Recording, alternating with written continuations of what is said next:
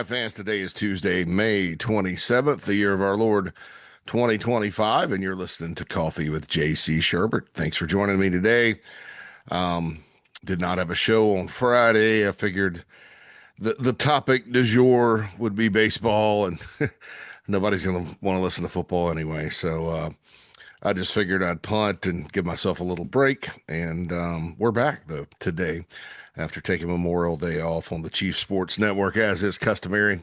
Got to get Mad Dog a day off and things like that. And I know I had a great Memorial Day weekend, had a chance to go spend some time with my wife's friends from way back, her OGs, and it was a blast. Got to go to actually two cookouts on Sunday up kind of on the northern end of Chicago near the lake, and it was a good time. Good people. So I had a good time this weekend, so no complaints here. Getting into official visit season this week. It's officially football recruiting season in June, and it's a big month for the Gamecocks as they try to shape this 2026 class. I think since they've been doing summer officials, they bat about 500 with the guys. So you can kind of, if history's any indication, about half these guys will end up as part of the class. Maybe more. It would be nice if it were more, but that's what it shows us, give or take a few here or there. Since they've had the summer officials. And I've mentioned before that with the facilities upgrades around campus for football, and quite frankly, the upgrades in the city of Columbia and around the campus at large, it's not a disadvantage to have summer visits as maybe it once was. We all know how summers in Columbia can get, and when it's deserted and miserable and there's no play, I mean, it could be detrimental, but no longer has that been the case. Hadn't been for a while, but Coach Beamer and his staff do a really good job with official visits. With the transfer portal and NIL and everything, they're not what they used to be, really, but they're still very important. I mean, you still need to get players in your program from the high school ranks and get them developed, and hopefully they're good. I saw somebody talking the other day that there's going to be no more development in college football. That's not true, because it's all development in college football. I don't know. Sort of like the word generational gets thrown around a lot. I don't know why we've, in this sport, all of a sudden decided that these guys are all finished products, because they're not. So anyway, not going to get off on a tangent on that today.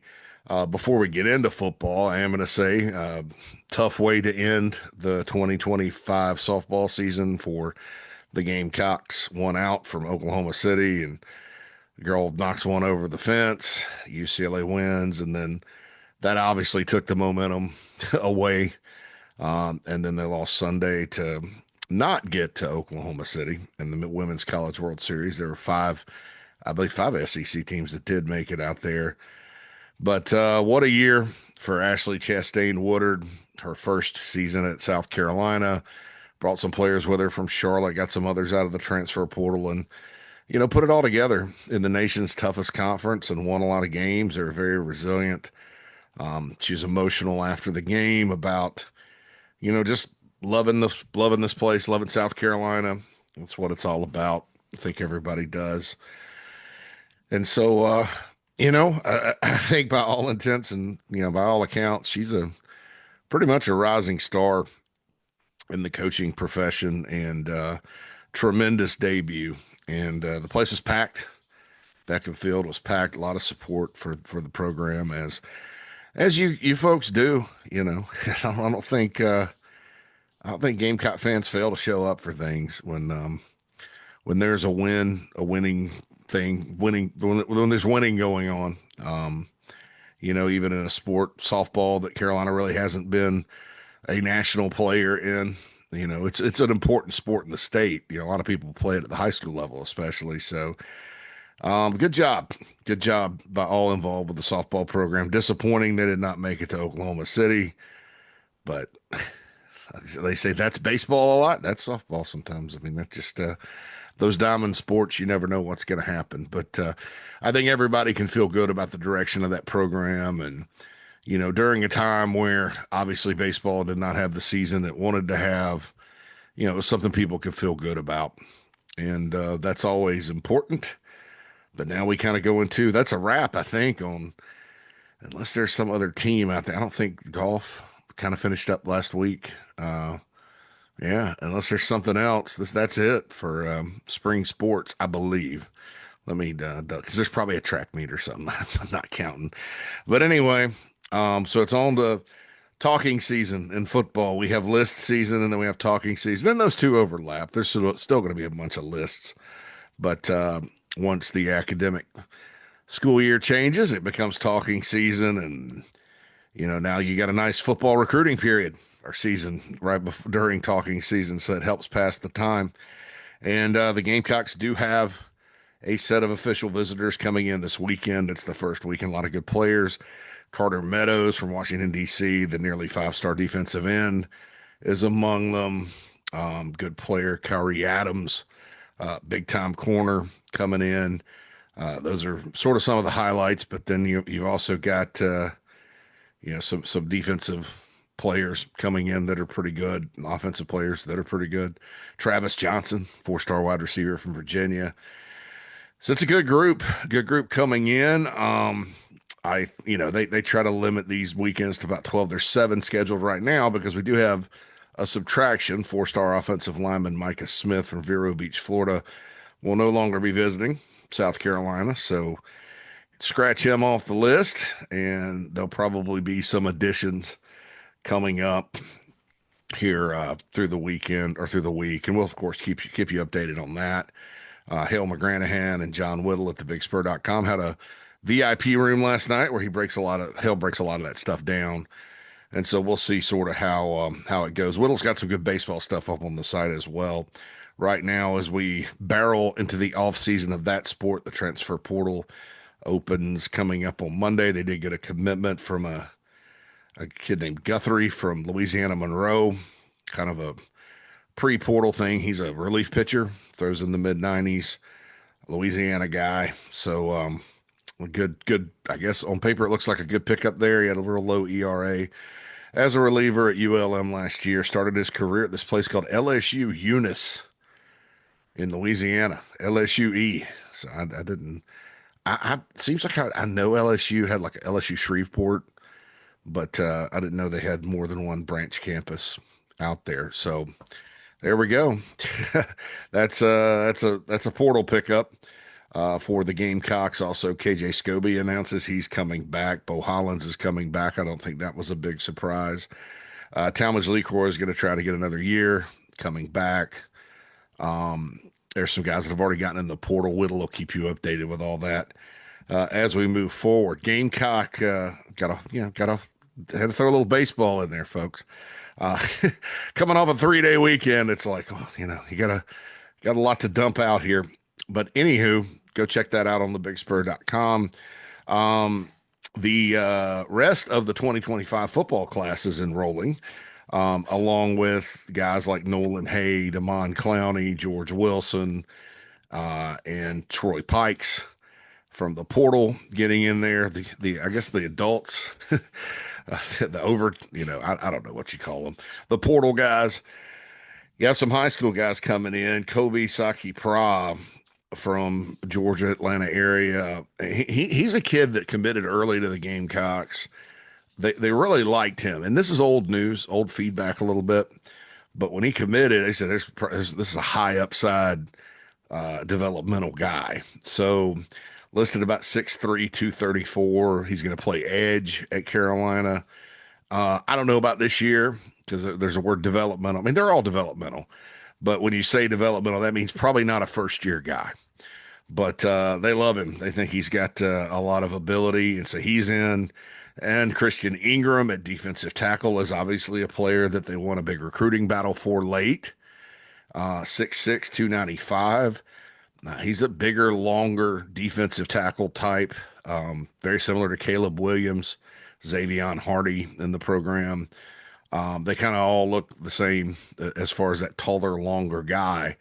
And so he's coming in, and that was a late battle. A lot of people, he was off the radar, and then it ended up being Carolina, Southern Cal, Kentucky, Georgia was in on him, threw him a late offer. He's a player the Gamecocks got, and he was one where you can pat yourself on the back for it because I believe he came over for either the A&M or Missouri game and was just, I think it was Missouri, and was just blown away. So there you go. There's the power of the crowd sometimes at Williams-Brice Stadium, especially an exciting game like that. I know a lot of folks are kind of got their fingers crossed that Ingram will be a guy that can get in the rotation. I don't see it this year unless there's injuries, and if there's injuries, then all bets are off, obviously. But you never know. Guys can get in, and they better than you think right away, or they're sometimes worse. I mean, so it's just one of those things where it just kind of depends. But certainly, as far as the future goes, I think he and Caleb Williams both have a bright upside, and they're interesting case studies because and I don't you can't just use one example when you're kind of theorizing on this stuff. But so Caleb Williams enrolled for bowl practice like super early. He's been there a while and went through spring. Of course, unfortunately, he had an injury, and so then Ingram's coming in at the end of the, I guess, the addition period, would you call it? Acquisition, I don't know, but he's coming in sort here then. That's different. And some guys don't come in for summer one; they're in summer two. I think Nick Harbor was that way, but he's in for summer one, kind of wrapping it up. The whole team will be there and intact, so it'll be interesting to kind of compare and contrast them this year, if it's even a thing, because Caleb Williams has to get healthy and all that. But certainly a lot of people are excited about Christian Ingram, Donovan Murph, the stud All-American wide receiver from Irmo, coming in a year early. Now, unlike Jordan Gidron, who is really young, Jordan, I mean, 1 year before he enrolled, he was like halfway through his sophomore year of high school, like a year and a half removed from ninth grade or eighth grade. That's young. I mean, I don't think we've ever had a guy that graduated early and enrolled early at the same time. But he's younger. He's a younger guy, so physically he's got to mature a bit. Donovan Murph is a younger guy and did reclassify, but he's a little bit more physically advanced. And we've talked about that before here on Coffee. That I always use the Jamie Robinson and Cam Smith comparison. Smith was ranked higher, but Jamie played earlier, but then Smith ended up passing him as he developed. So there's a good little reference, high floor guys. Now, I'm not saying Gidron will pass Murph. I think Murph's really, really good. But just to kind of show you that sometimes guys, when they come in, they're at different levels, but that changes. And it stinks sometimes because I think we all get first impressions and, well, he didn't play as a freshman, therefore he's not good. And sometimes when you're these days, when you're trying to replace a player and you've got a guy that redshirted or hadn't played a lot, that's young, and it's just normal because he's developing and he's going to be good enough to start by the time the next season starts, we kind of forget about that, and we're wondering why he didn't get anybody in the portal. That happened at corner last year. Everybody was, I can't believe they didn't sign a portal corner. Well, they didn't need one. O'Donnell Fortune, Judge Collier, Vakari Swain, they were just fine.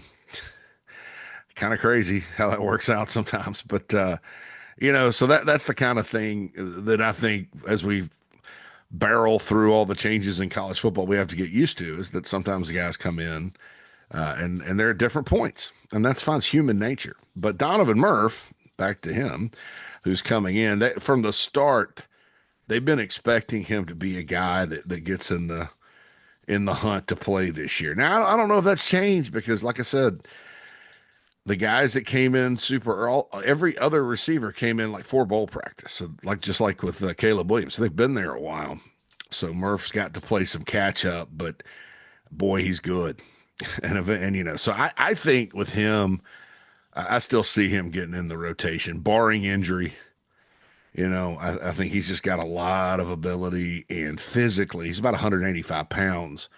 So he's not like on the skinny side, like a Brian Rowe and a Lex Cyrus and a Pup Sellers. Those guys need to bulk up without losing speed, obviously, and that'll take care of itself. But this guy, Murph is rocked up and ready to go. And he's fast, good body control, good hands. I mean, you can't say enough about him. He's a complete player and did well in the Under Armour game. Now they let underclassmen play in those all-star games, and he did really, really well. Although he technically by then was a 2025 prospect. So Murph's in. Chris Hatfield from Lincolnton, Georgia, an intriguing 6'3" ish corner type. We'll see what happens with him. He's a tall, longer guy like Torian Gray likes, and real under the radar. I think the Gamecocks beat Louisville on him, but a really good player. And then, of course, the tight end from Hammond, local kid Mike Tyler, who the Gamecocks flipped from LSU, and finally kind of settled in on him as the tight end in this class.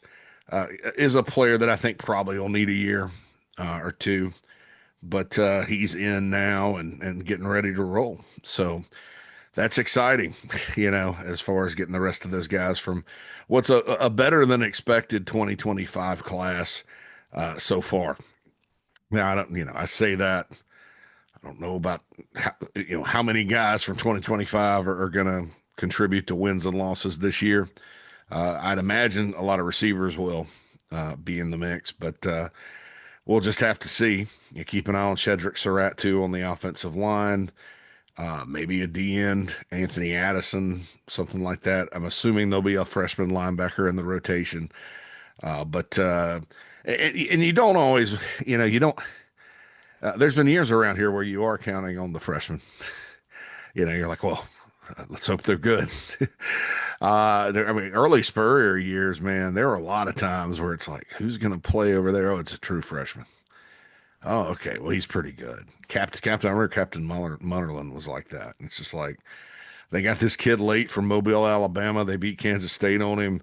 Everybody's wondering who three corners on that roster in 06. And here comes the captain starting and playing well. He's one of the best players.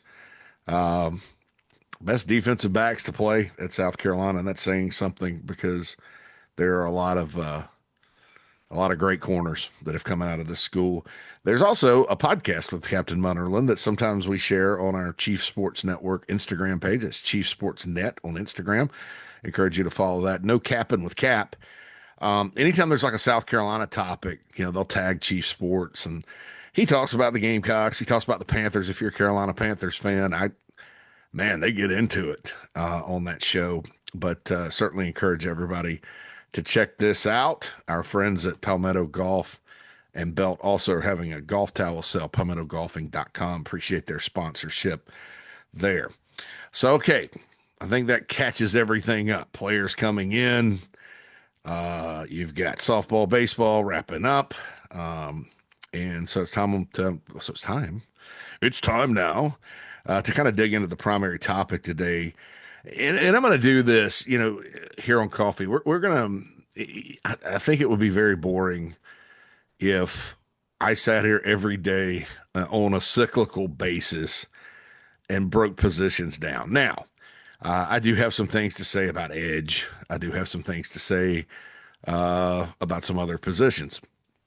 But, we've had some post-spring look-backs. I think edge is the last one from that standpoint, and we'll continue to talk about things we've heard and get ready for practice and preview the season and all that good stuff. But I also think, we're going to probably take some historical looks at some things and trends and recruiting and analyze all that, get into the guts of it as we head into the summer months and, sit around and go on vacation and get ready for football season and all that. So I've talked ad nauseum about the 2024 class, which did lose some guys. It was all intact, and Cam Pringle leaves, Wendell Gregory leaves. Those guys, it sucks because you talk about upside. I think those guys did have upside, but it is what it is.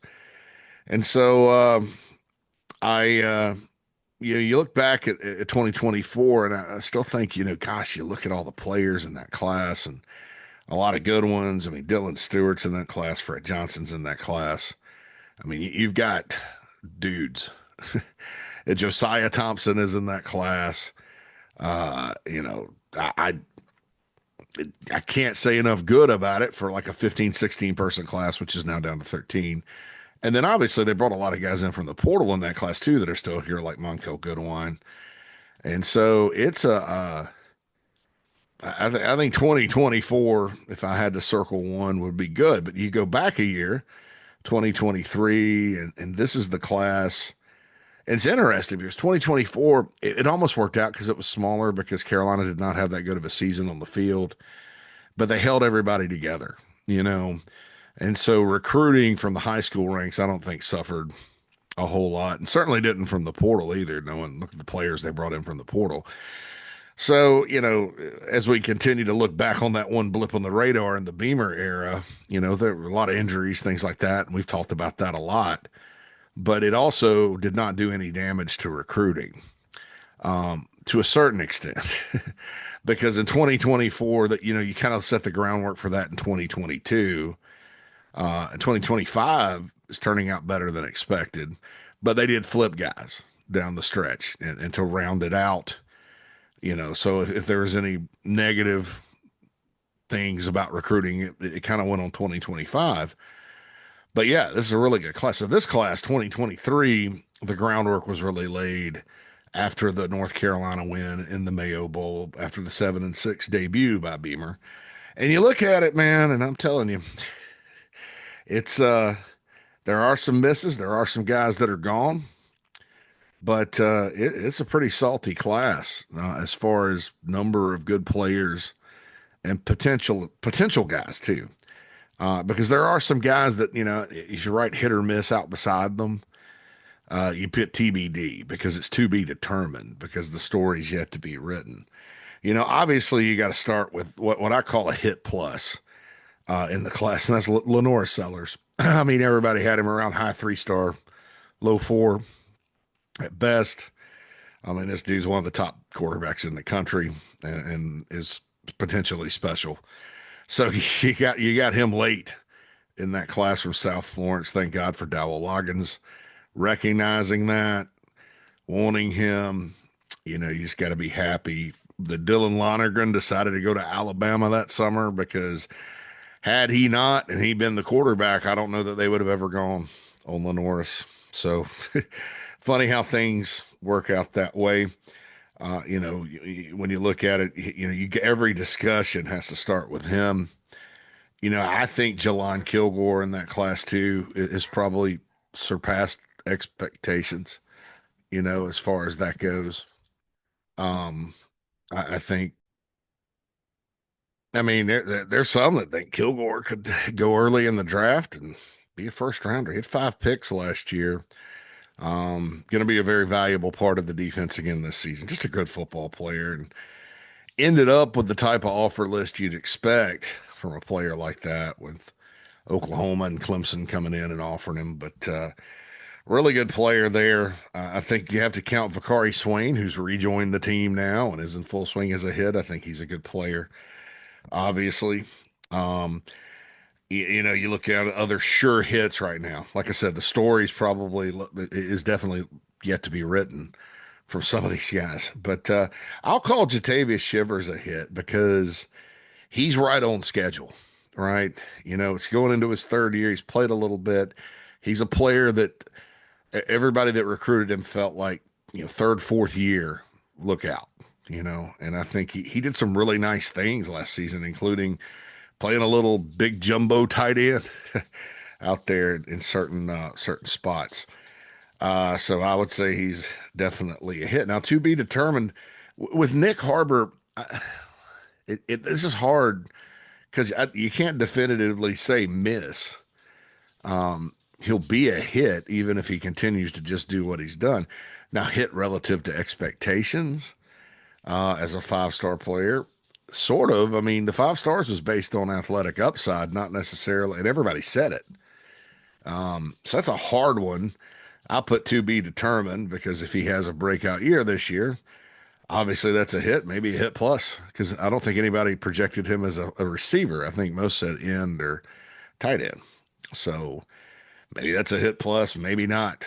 Maybe he'll never be the guy. I mean, there's a lot of maybes when it comes to him. Marquis Anderson and Desmond Umazulu, I think, are to be determined. If injuries hadn't set back Marquis, Maybe he ends up being a starter and doing more things early in his career. With Desmond, I think he's on schedule. We'll see this year. I think Carolina needs him to be really good and ready to go. He's played in 24 of the 25 games he's put on the uniform.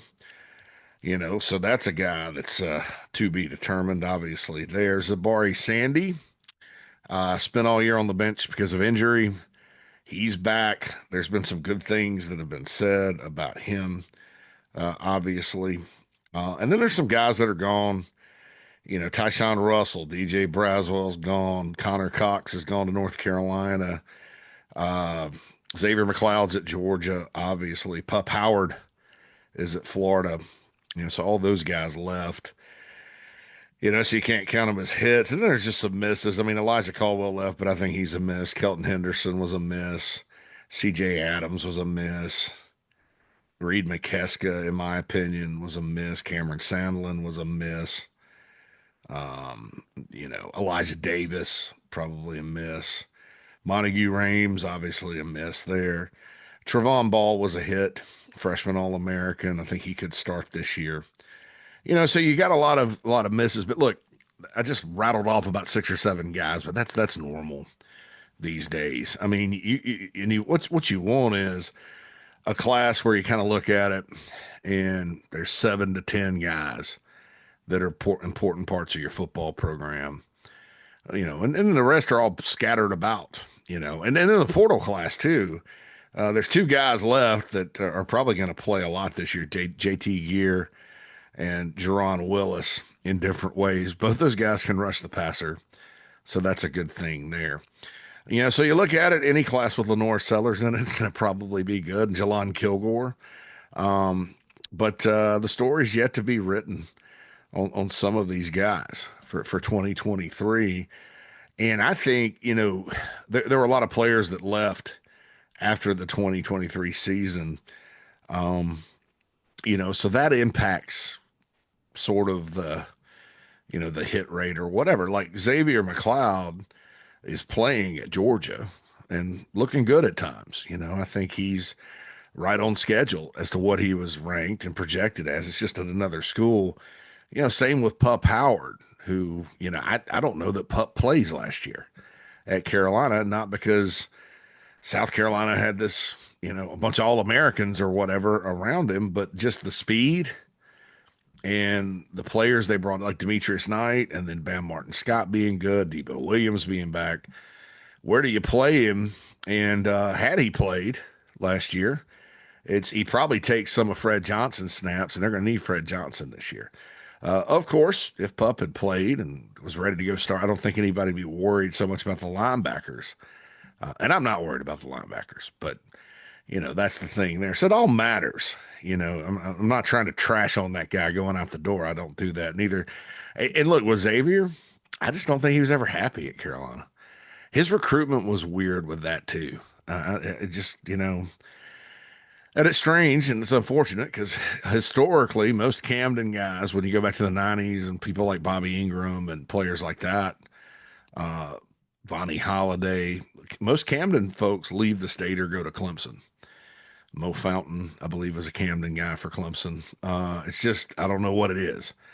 But Camden has not been kind to the Gamecocks. They finally get a kid from Camden who had been on the radar since the 9th grade. And he just doesn't like it. And, showed his behind a little bit. And not in a bad way, typical kid stuff. And Shane Beamer's just like, okay, you're off. And he goes to Georgia where he has a good relationship with Muschamp and T-Rob and those guys. And they're getting him right. So it is what it is. I certainly agree with folks that are like, man, I wish he hadn't left because, you have a starter penciled in right there for next season. But like, I will tell you this, a little tidbit for you. So somebody on YouTube, shout out to, I think Alicia or Aisha, Travels. You've probably seen her YouTube videos out there if you're a YouTube surfer like I've become. She goes from a fan's perspective and takes nice video of the games. Well, she was at the spring game. And so there's some lower angle stuff where not a lot, but I was able to sit there that I did not receive relayed to me. that I was able to sit there and focus in, especially on the D tackles.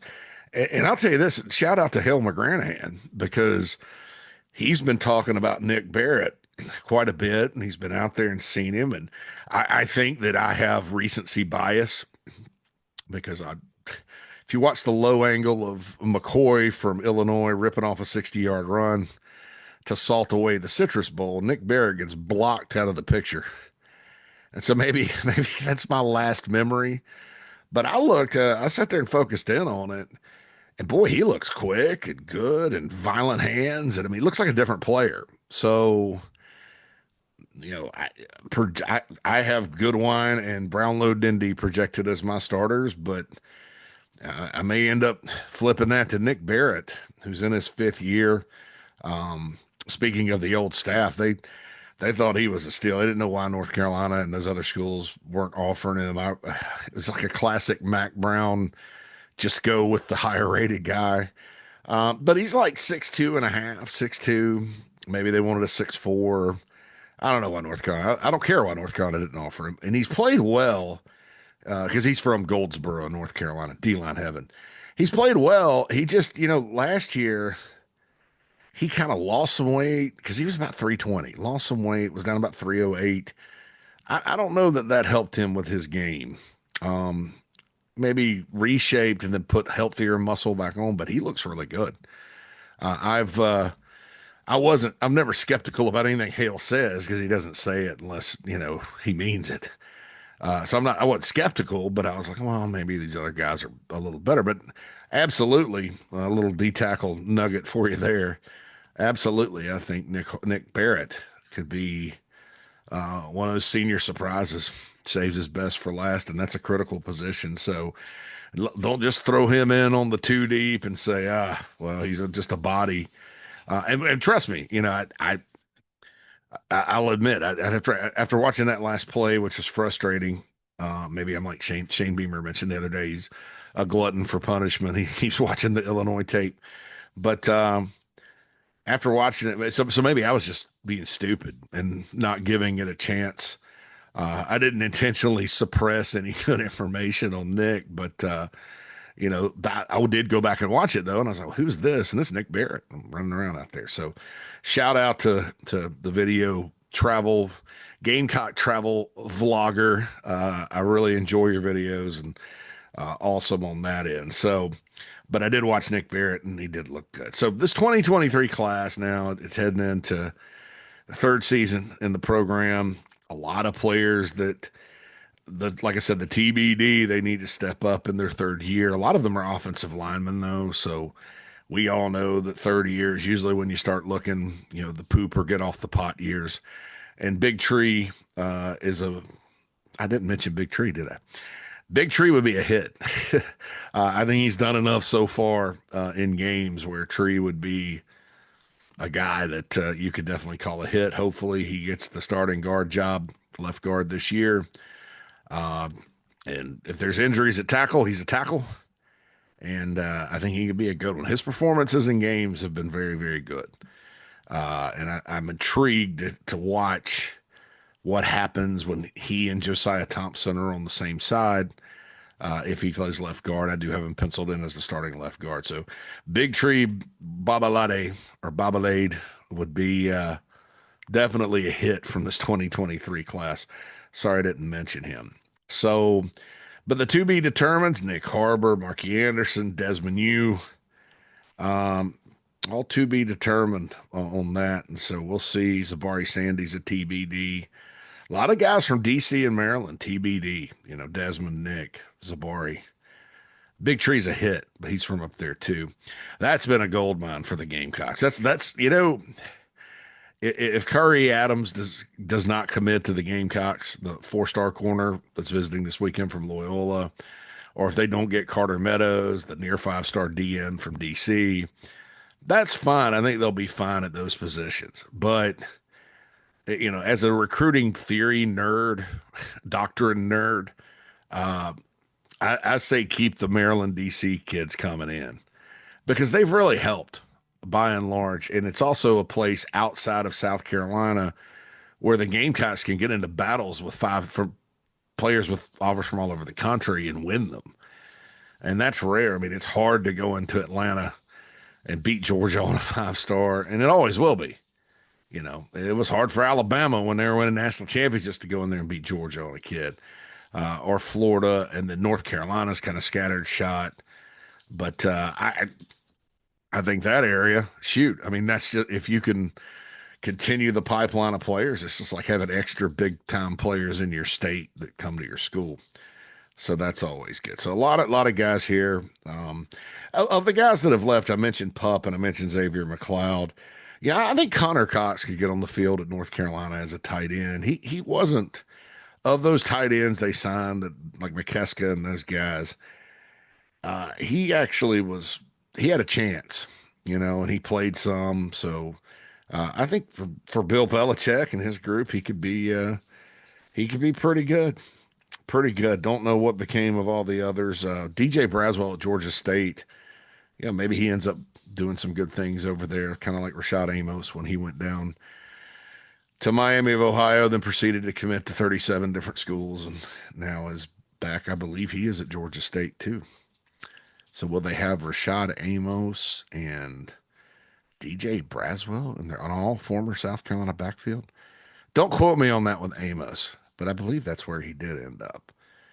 Anyway, that's coffee. That's a wrap for today. I hope you enjoyed talking about the 2023 class, and it's kind of nice to reset to say, okay, when did these guys come? It also helps to put recruiting into perspective. Knowing that yes, you're going to get these guys, but and they're all nicely ranked and things like that, but it doesn't always turn out that way, as we know from following it. But it's still fun. And we'll keep you posted with any changes to the official visitors list this weekend. Always breaking news right here. We'll analyze it on coffee. Inside the Gamecocks, the morning show coming up. Not 100% sure about the guest schedule today. I know I'm on 107.5 The Game here in about 10 minutes with Preston. Bill's out today. And then, so we have that. And then the show with Phil and myself, the Mad Dog, will be coming up later. Sports Talk tonight with Phil Kornblut on the Chief Sports app and all of their affiliates.